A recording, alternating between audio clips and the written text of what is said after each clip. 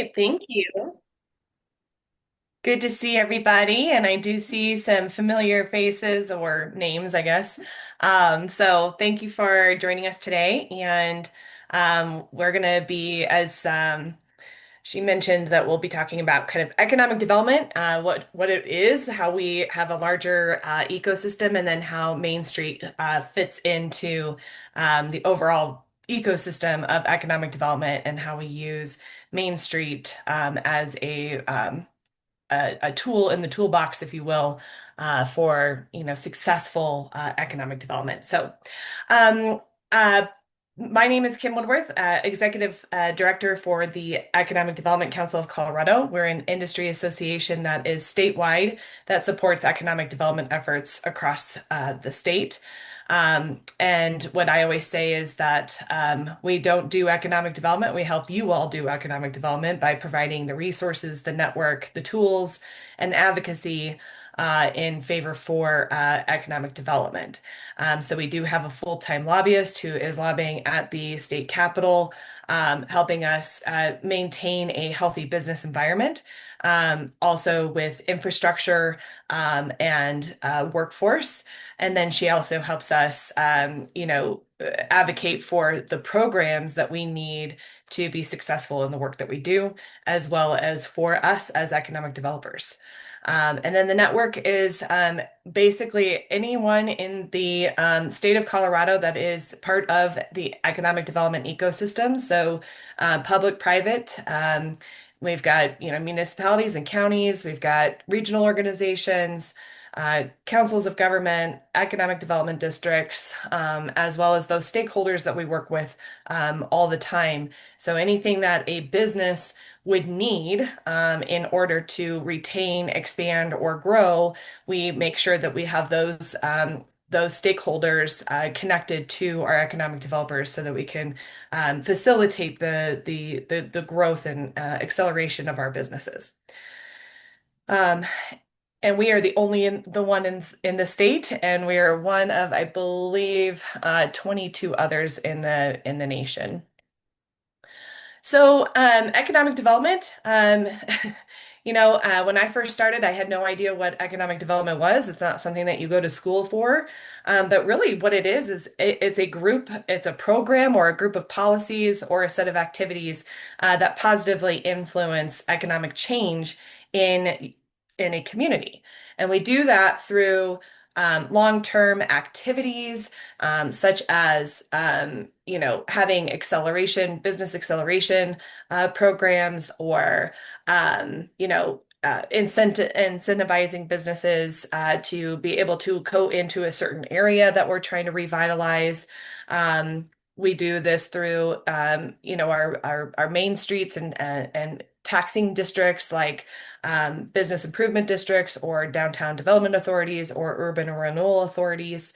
Um, we, economic development is really about creating wealth, and we'll talk a little bit more about wealth generation, economic diversification, so that we can be more resilient to, changing in, certain economies or certain, negative factors that could be impacting us, job growth and preservation, building of the local tax base, which is very important, and why we need our cities and municipalities to be really a part of the overall picture, and then building that quality of life for a community. And the joke is in Colorado that we have 365 days of sunshine and we've got great outdoor recreation, we have great quality of life, but really we have to understand what quality of life truly means. So we'll talk about that here in just a minute.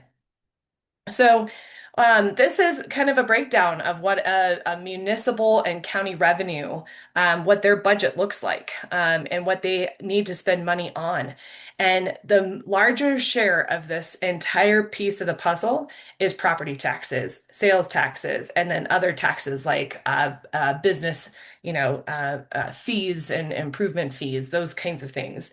And so when a municipality or a county says that they don't have a role in economic development, when I show this picture, they then are, oh, I didn't realize that, that money that we need in order to facilitate the things that we need to create a quality of life for our residents, it comes from our businesses and it comes from our residents who are paying into that system. And so the revenue is used for, like I said, police and fire and other public safety services, roads and bridges and dams, public schools and education services, parks and recreation, salaries for your government employees, water, sewer, and garbage collection. And so when you think about some of the communities, especially in our rural areas, where there might not be a very large tax base, it's very hard for the municipality to provide these services for their community. In essence, the goal here is that our job is to make sure that our businesses are thriving and that they're hiring and that they're being able to distribute that wealth throughout our communities.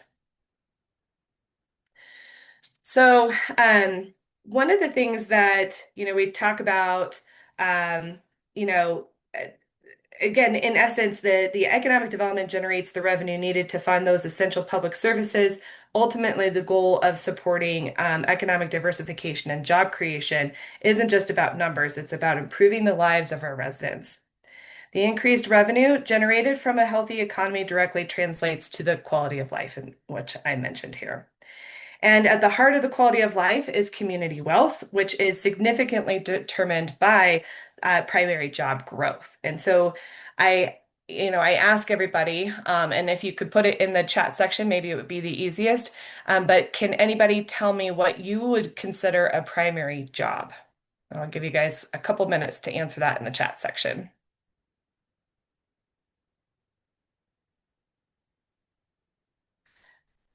So the question is what would you consider a primary job?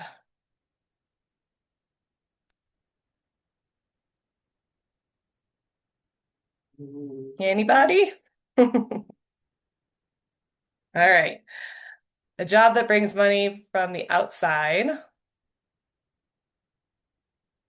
of the community. Okay, good, Tara. So can you tell me what type of job would that be? Would it be, and go ahead, yeah, come off mute if you want. Okay, so I think making something in the community that gets sold outside of the community would be an That's example, kind of like a classic example. I'd actually, since I've got the mic, I'm going to ask the question of how about remote jobs? We have a lot more remote workers working in our community all the time, bringing money from their job at Microsoft or, somewhere they work, remotely all over the place. Are those considered primary jobs? it would be in a in a non-technical term, but yes, because they are getting paid by an employer outside, and so then they would be spending their money within the community. Um, so one of the things that bedroom towns end up having problems with is that the job is not happening in the community. The job is maybe happening somewhere else. And so then those dollars, especially at lunchtime, are being spent within that community. So I'll use Eagle County as an example, and gypsum. So gypsum is kind of a bedroom county to or a community to Eagle because the main employer in Eagle is the county. And so all of those people are leaving the community and going into the town of Eagle, where the job is. And then that daytime traffic is there in Eagle County. That's why Gypsum has somewhat of a harder time being able to retain or attract retailers.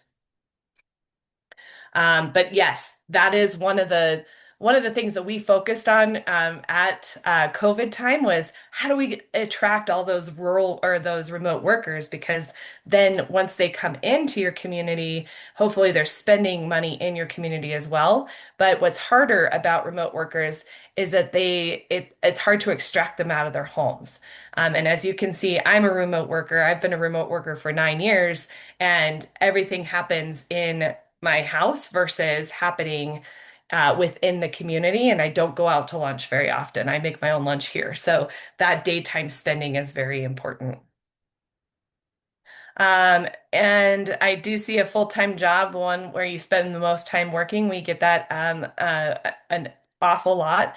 When we think about rural communities, sometimes our folks have to have multiple jobs in order to make ends meet.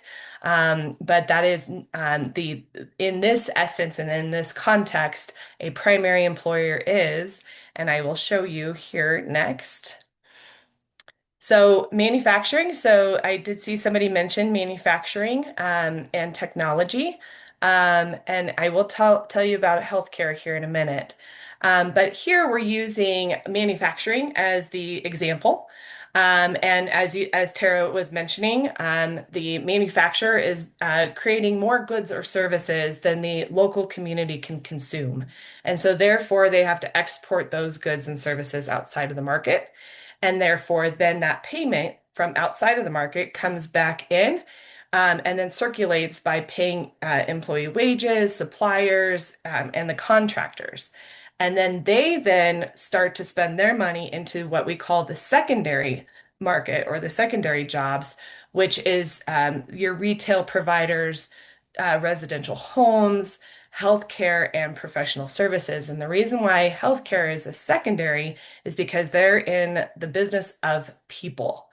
So, if there are not a lot of people in an area to be able to service, then the hospital is not going to locate there unless they see like what's happening in northern Colorado, going up I-25. They're seeing, their residential homes expanding, and the population expanding, and therefore they will then set up a hospital. But that is why we see in rural communities healthcare deserts because we don't have enough basically households to provide enough services to keep the business model working.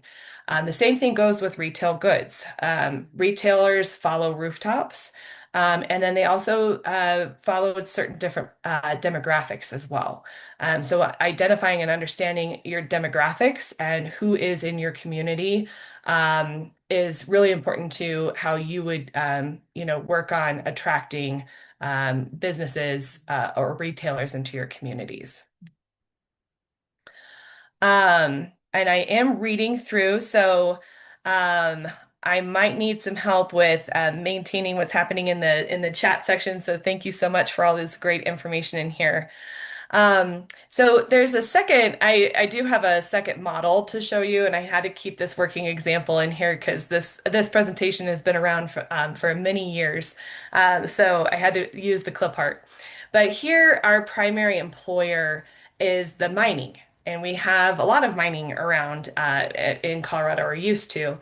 And so we have a lot of this, think about the coal plants that are, up in Craig, Colorado, or in Routt County, or think about, the mines that closed in Delta County, right? So our primary employer here is the mining. This is your direct based industry, and then you have your primary employer or employee that is working for that mine. Those supporting jobs in this, are supplying supplying what the workers need in order to be able to extract, the mineral out of the ground. So they need hard hats, they need picks, they need clothing, they need, flashlights, those kinds of things. And so those are those types of retailers or suppliers that will pop up in order to support the direct base industry.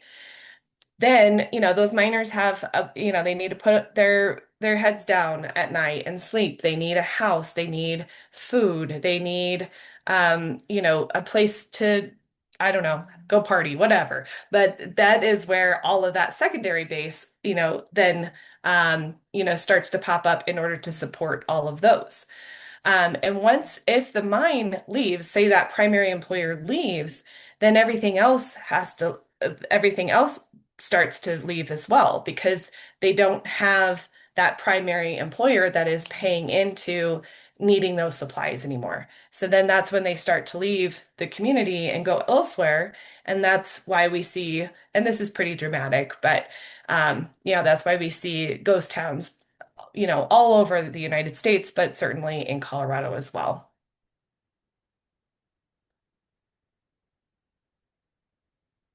So, um, this was a presentation we did for Delta County, and I wanted to kind of show, um, which of the largest employers that were in Delta County, which one of these would be considered a primary employer. And here, where you see it, that education, the school district is actually their highest, largest employer. If for instance their manufacturer like West Elk Mine closes, then it a lot of those people move with the industry. So what we've seen when we've seen mines close, generally miners who are fifth, and sixth generation miners, they go where the work is. And so then so does their family, right? And so that's why we started to see, a lot of school closures. We're also seeing that here in Grand Junction, but where, there's other areas where, the student population is declining. So if that's your largest employer, then you can pretty much guesstimate that, the jobs are not going to be there when those schools start to close, obviously. And so it's really important to identify who your real, the businesses that are creating jobs and putting money back into the community and helping them grow, and hopefully being able to attract those secondary markets of contractors and suppliers. So, primary job creation, what economic developers focus on is, the strategic planning, the business retention and attraction, real estate development. This is where we see our Main Street really providing that need for us in order to be able to retain, grow, and attract our businesses. It also, there's, finance that's involved where it comes from, how do we support these businesses through financial support, but then also how can we create capital stacks, if you will, in order to, say, regenerate a building that's on Main Street, in order to have, to activate it so that we have, different businesses that going into that building and creating vitality in the Main Street. There's also that small business development and innovation and entrepreneurship. And so we see a lot of that in our smaller rural communities and especially in main streets. It's vital to, Colorado's economy. It's actually our small businesses make up about 76% of all total businesses in the state of Colorado. And so if we're not focused on small business and innovation and entrepreneurship, we could be missing out for our community. Where Main Street really fits into this big picture is that creating that vitality around the neighborhood and or that community economic development. So Main Streets, and I think Main Streets are the winners right now out of COVID, and really started to see that as people were not necessarily going into the major city centers. And so, Main Streets really have a large market share right now of where businesses are locating. And it's so important for us to focus on, kind of that community development piece that really identifies where people want to live, work, and play, and how do they identify with that community. And that's where Main Street really plays a significant role in that supportive role. Workforce development, obviously. If businesses, I always talk about, economic development as being the person. It takes a person to start a business. It takes a person to help, to become the employee for that business. And so, what does that person need in order to get that job? First and foremost, the skills. But then also, what does that person need when they, are in your community? They need probably childcare, or they need health care, or they need, a house. I just saw here in Ridgeway that, housing, has doubled in cost of living has doubled. And so that's even harder on, businesses to be able to find that skilled labor. So this is, when you think about all of that primary job creation, there's a lot that goes into it. And that's why it's so important that we all look at the ecosystem and how we play a significant role within the ecosystem and play our role really well in order to build that capacity for your community. If we're trying to do each other's job, then we're just like ants running it over each other. And so it's important that we understand and identify what our role is and do it really well. So, business retention and expansion, which is pretty much what we see throughout rural Colorado. It is the most important aspect of economic development for rural Colorado, and it is what you know. Obviously, businesses have located in those communities for a reason. There's either probably a resource or there's other other businesses that they are working with in order to do it, to be there. This is kind of where we talk about, industry clustering. So industries will find themselves, kind of clustering in an area because they can utilize each other's um, resources, supply chains, contractors. That's where they find the skilled labor. That's why larger cities, you start to see more of that talent being able to or coming into those larger cities because if they, were recruited by one business to be there, but maybe their job, they decided they don't want to do that anymore for that business, but there's other businesses that they could move on to. It gives them that economic opportunity to move up or scale up. But if there's only one business and, there's not a lot of economic opportunity within that business, then a lot of times we see people move away in order to find that opportunity for themselves.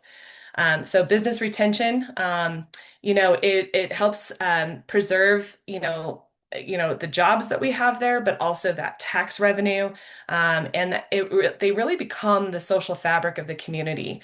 Whenever I go to, the big chamber, business meetings or the economic partnership meetings, you can really see how the businesses are truly running or helping develop the social network and fabric of the community. Retention efforts are typically obviously more cost effective, and have a higher success rate than attracting, attraction initiatives.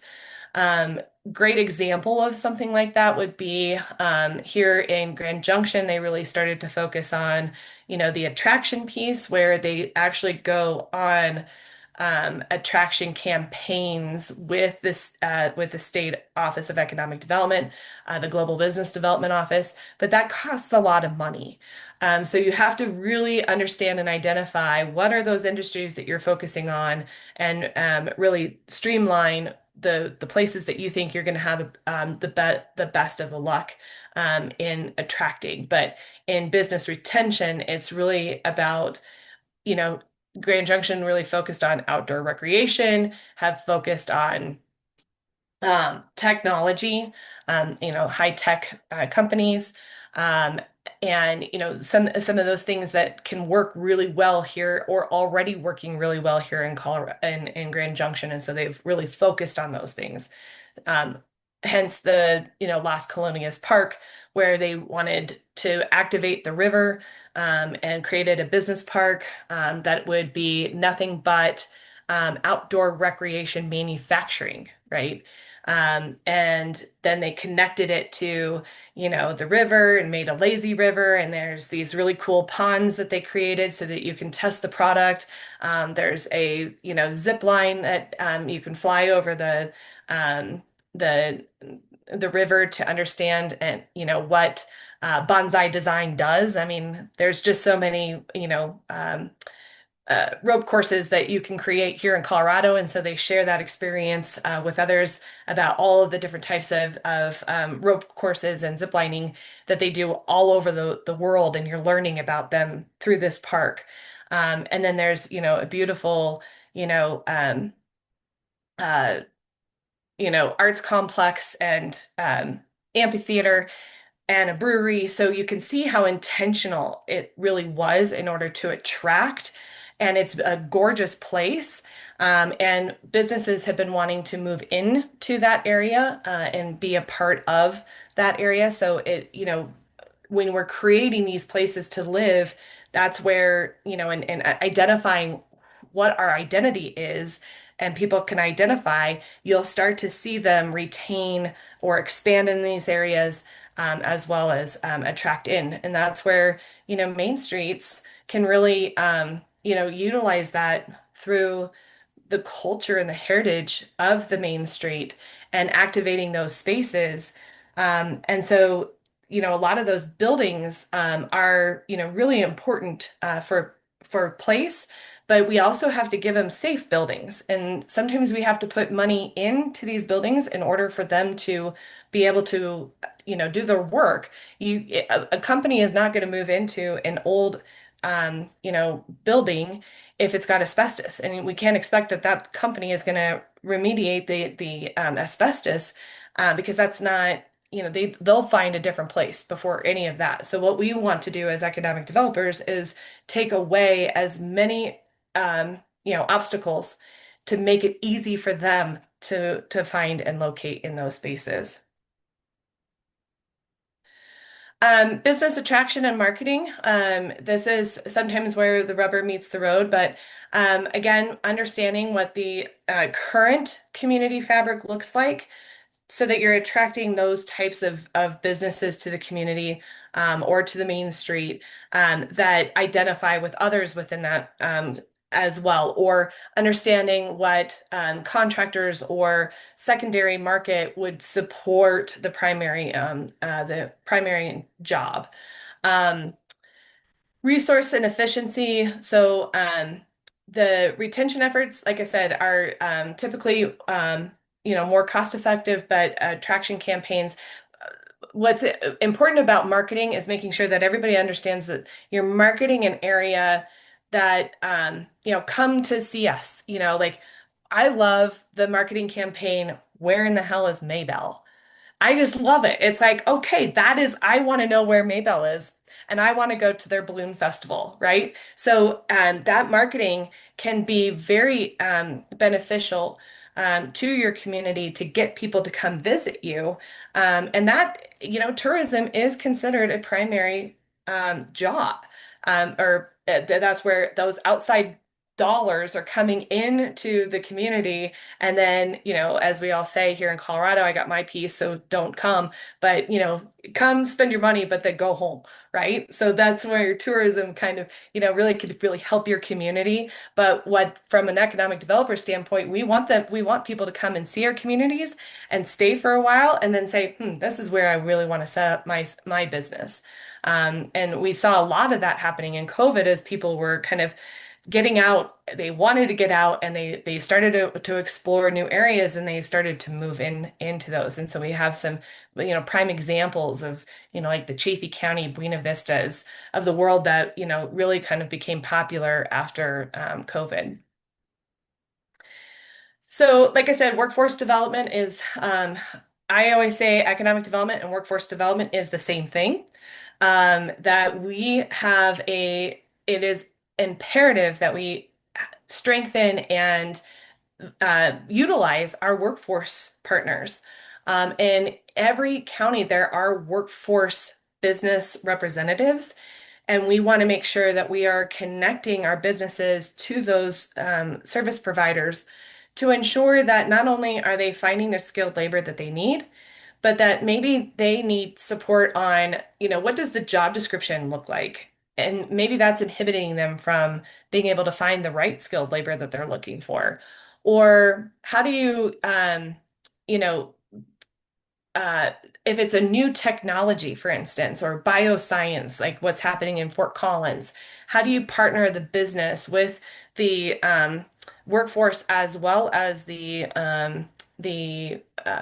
school, like uh, CSU, to create a curriculum to support that skilled labor? And CSU is actually a really good example of how they've really nurtured bioscience and these firms that are actually attracting from outside of the state because they are getting into the classroom, they are creating the curriculum, And when these kids are done, they have a job right after they graduate.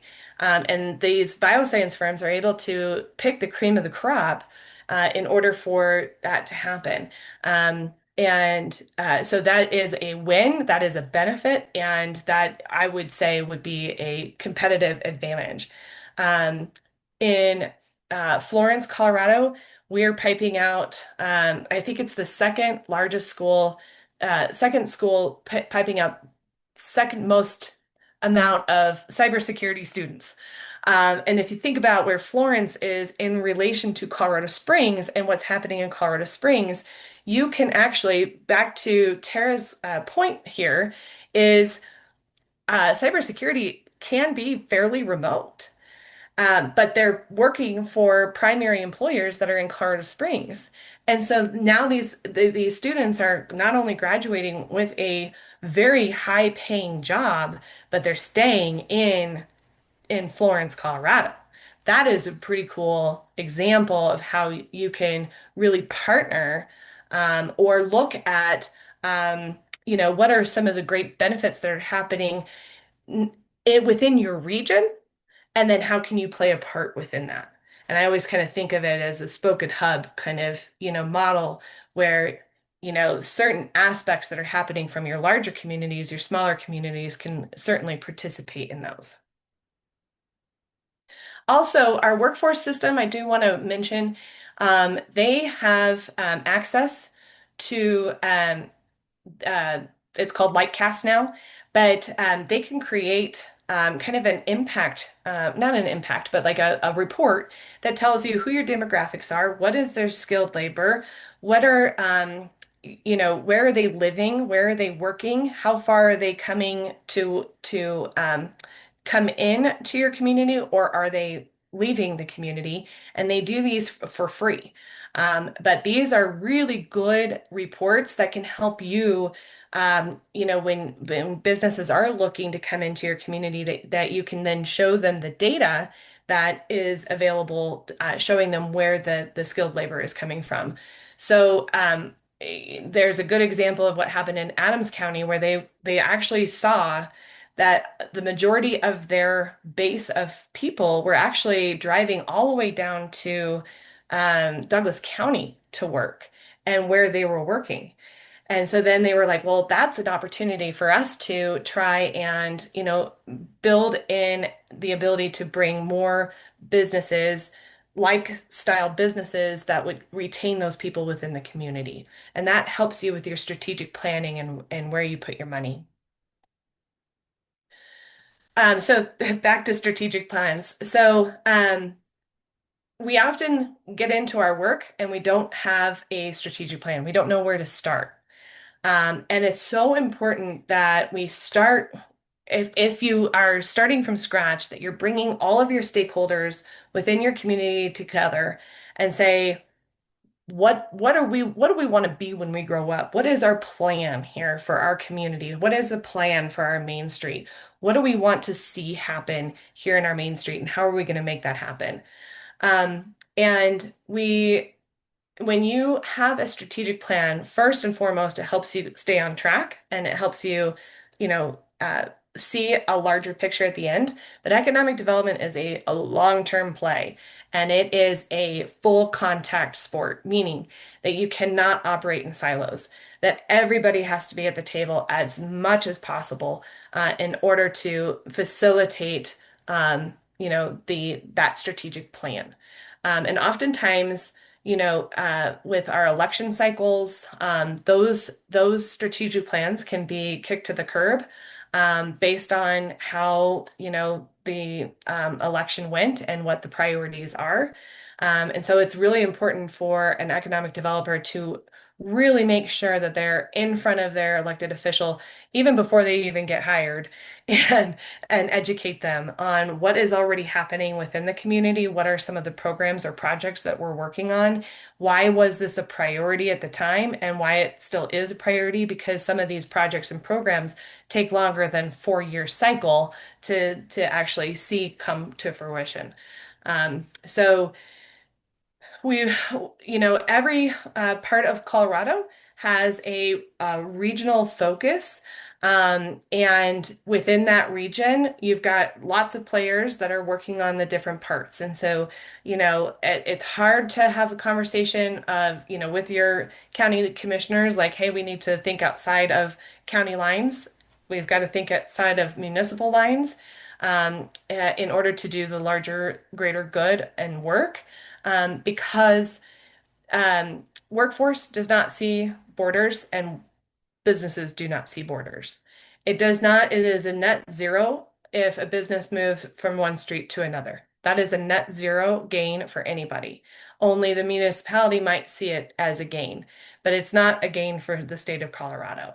And the way we do economic development here is that we think regionally and broader first, what's good for Colorado first, and then how do we get to play within that ecosystem to ensure that we're doing a good job. Um, there is some work that's happening right now with the, and I don't know if you guys are aware of what this is, but they're called comprehensive economic development strategies. And there's 14 regions that all have a comprehensive economic development strategy, and they were all completed. This is a very cool state program or state initiative that we've been working on for the last 3 years. But it was really a call out from the Economic Development Administration to say that they want states to work with their districts in a much more intentional way. Economic development districts are a regional. They generally service, 4 to 5 counties. Some of them are more. And they look at the approach of economic development and they go into every single local community and, determine what their next 5 year comprehensive economic development strategy looks like. And then from there, they are able to then um, go after certain grants from a federal level, and then hopefully get a state match or a community match with that money in order to do some of these bigger programs.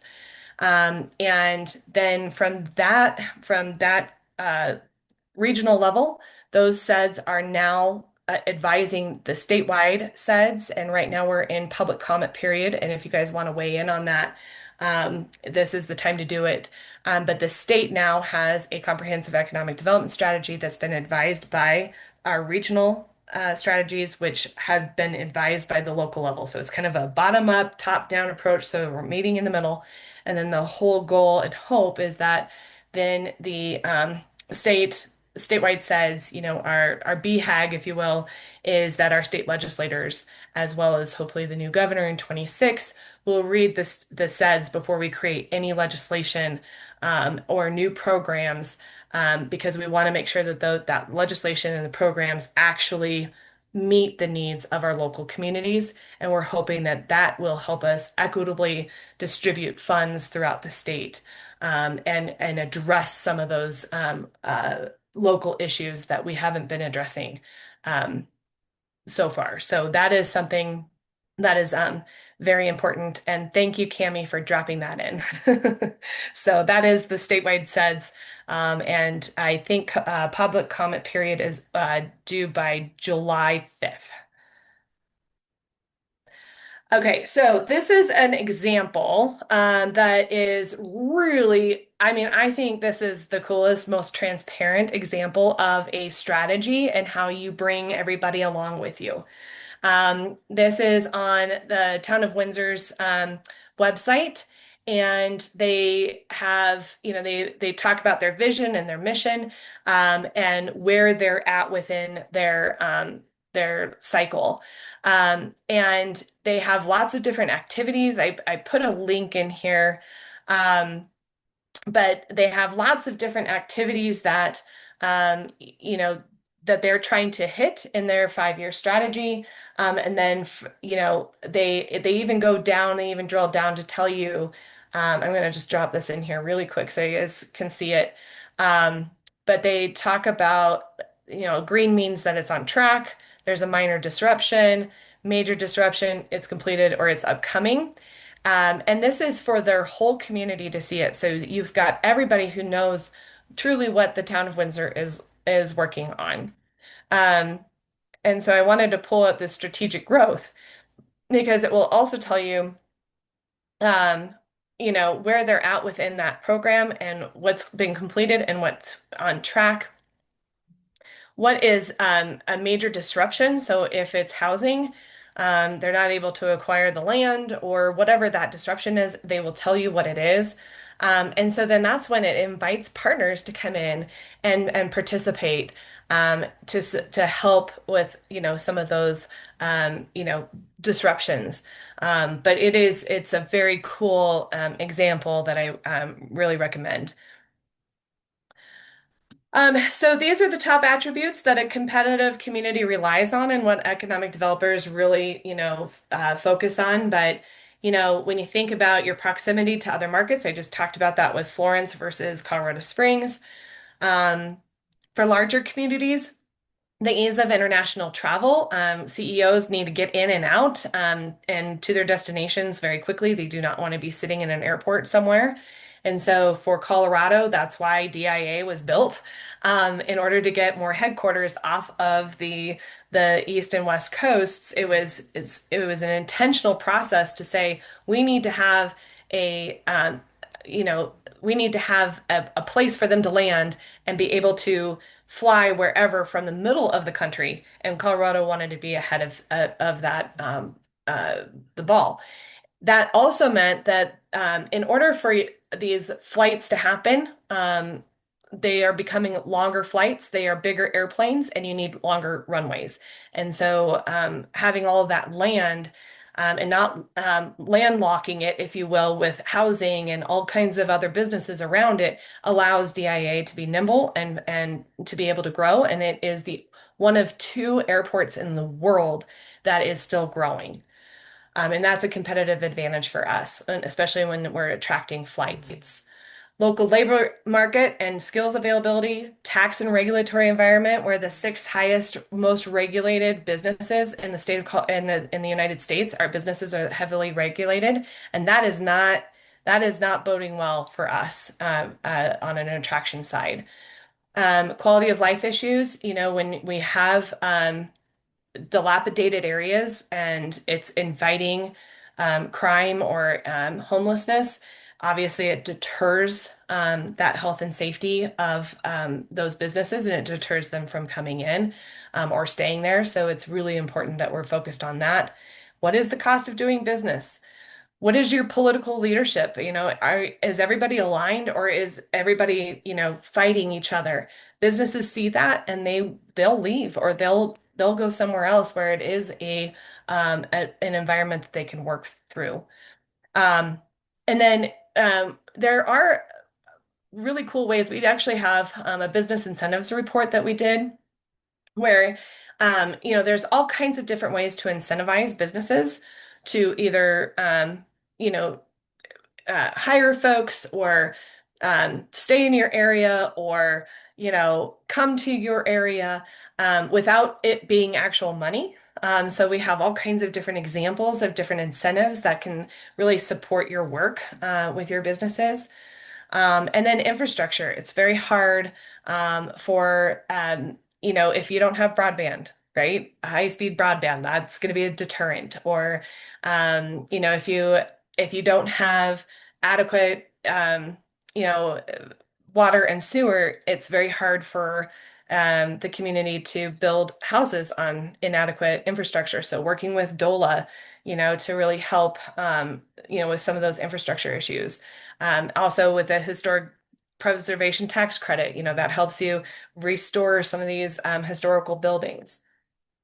Um, so economic development encompasses all these bullet points, and I tell everybody that you don't need to know all of these things. You just need to know who does. And you need to make sure that they are at your fingertips, at your disposal, and then making sure that all these people are actually at the table when you are going through your strategic planning, or that you're part of the bigger, larger strategic plan. But all these people should be at your Rolodex. I have to put it out there, but there is that Rolodex. Something happened there. And then, like I said, economic development players, again, community colleges and public-private partnerships. We've got our main streets and our brown historic preservation tourism, arts and culture districts. So these are all the big players in the ecosystem, and we're just making sure that we're aligning all of those players together. And we're always striving for balance, business and industry, people and place. And if you need more education, this is kind of what we do throughout the year. We do Knowledge Network series that are free to the public, as well as our virtual series, which is happening in August. And then the big Drive Lead Succeed conference is happening in October, and we're going to be in Pueblo. So with that, I was supposed to keep this one short, and I've got like 13 minutes for questions. Thank you so much, Kim. I hope everybody found that as interesting as I did. And yeah, it was short for a lot of information. I do know that in June of each year, you do a week-long basic economic development course. I was able to take that a couple of years back, and it was wonderful to really just kind of take a deeper dive than you can do in 1 hour for sure. Do we have any questions for Kim though today?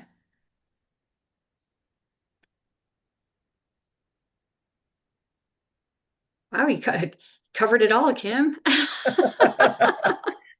Well, I'd love okay, to pat on the back. I'd love to Well, hear more about your organization and your course. what's that, Tara? I'd love to hear more about your organization and your course that you offer. Absolutely. So we just actually finished up our course last week. It's the basic economic development course, and we do one every year. And it is the first course that you need to take before you get your certification. So we are a sister organization to the International Economic Development Council. And they are the ones that do kind of the whole certification process on economic development because, as I said, you don't go to college or university for economic development. So this is kind of our way of being able to educate. But the basic course really is all of those things that I just rambled through, the business retention, expansion and attraction, marketing, all of the things that I just mentioned, it goes into depth.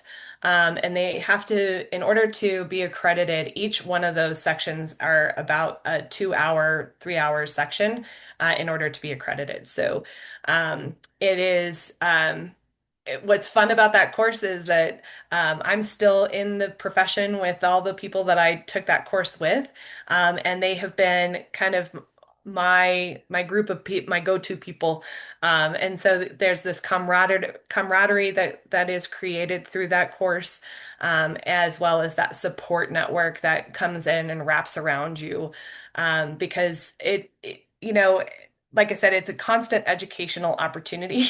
Not everybody knows economic development the way we know it. And so it's training the trainers so that we can, be training along the way. And then, like I said, the elected officials, they are volunteers. They are business people, they're teachers, and they're volunteering their time to help run a municipality or a county. And they don't know all of these things. And so it's our job to ensure that they do, so that they can be there to support you. But they are the ones that could very well derail your program very quickly. I've seen it a number of times, and um, it is pretty devastating when we see a whole program that's been operating for many years just get completely wiped off the map. And then they wonder why they're not, making the money that they need to in order to support those services in their communities.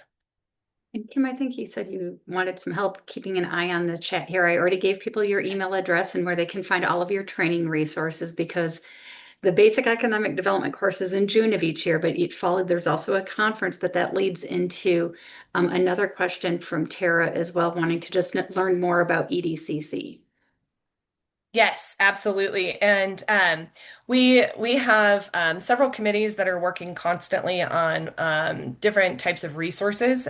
So as I mentioned, our data committee worked on the business incentives report. We do have a job description and salary report that we put out every 3 years, really helping build kind of the, what type of skill set should an economic developer have, and who should we be hiring so that we're setting them up for success from the beginning. And then what is that salary component that goes along with it? But then also, the data committee put together an entire library full of free data that is out there that is accessible to all of us. And within that, will help you identify what you could be working on for your community. But data-driven decisions often, lead to better results. And so the data committee, who is comprised of all of our top economists across the state, as well as what we call um, data enthusiasts that are on that committee. We've got our professional development committee that has been working on, a mentorship program, as well as study groups. So that folks that are going after their certification have that wraparound support. We do these ED 101s, so happy to do these for folks for a nominal fee for non-members. For members, we do them generally for free and just ask for, if it is a in-person travel kind of thing, absolutely can do that. But this is a great way to educate your board members, educate your town councils or city councils, or anybody that you're just trying to get on board with the program. Um, Sometimes when you have the person coming in from the outside, it resonates differently than what you're having to do. So, certainly that is available as well. And then we do the Knowledge Network series.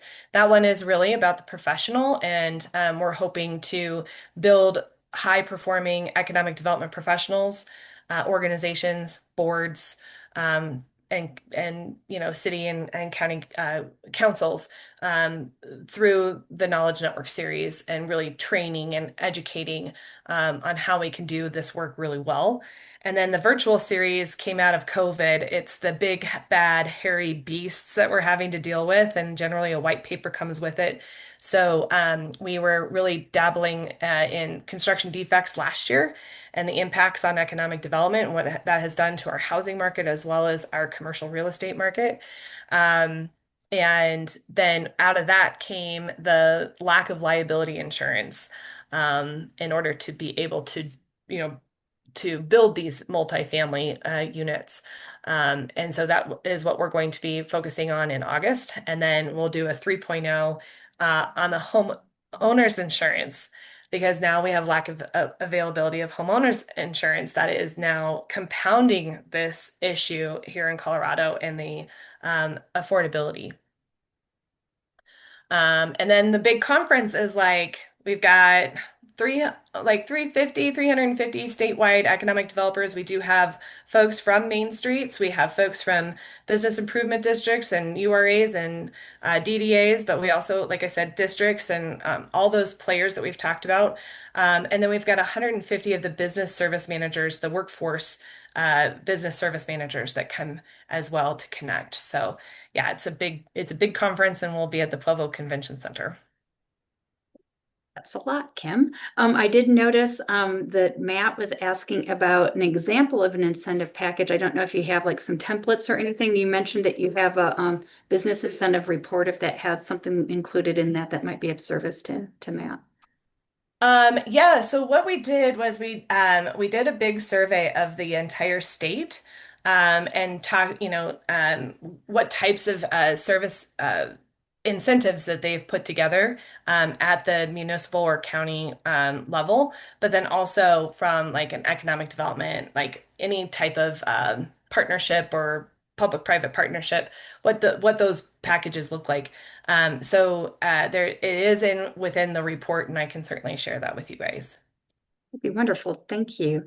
And I just want to mention just a couple more things here real quick to people. Those of you who are with our Main Street communities, I think you can now see why we mentioned that if you have money left in your scholarship fund, we're hoping to see some additional dollars put into another 5-year award. We encourage you to take a look at those EDCC training opportunities as something to pursue.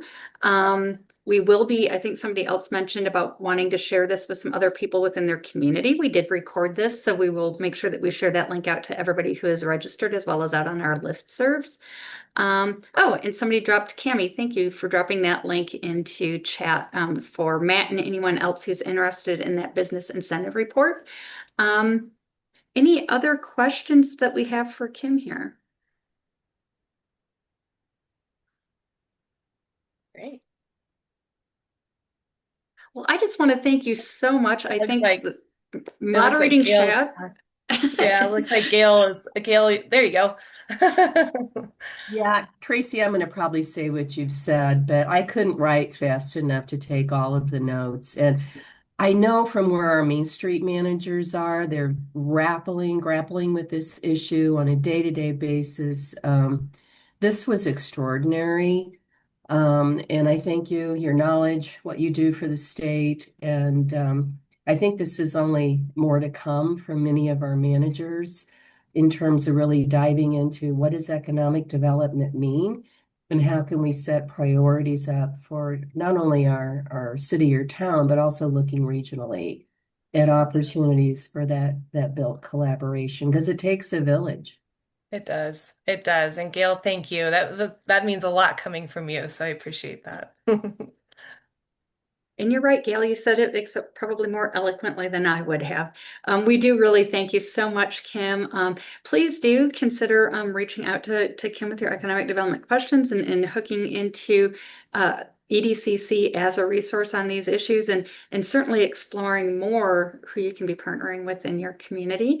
Other than that, unless you see otherwise, we won't be having another webinar until September. And so we thank you for ending our spring because what summer's not until Friday. So It's here. it is. I'm melting. Right on. Well, thank you, everyone. Take care. And thanks again, Kim. And thank you all for joining us. Thank you. Thanks for having us.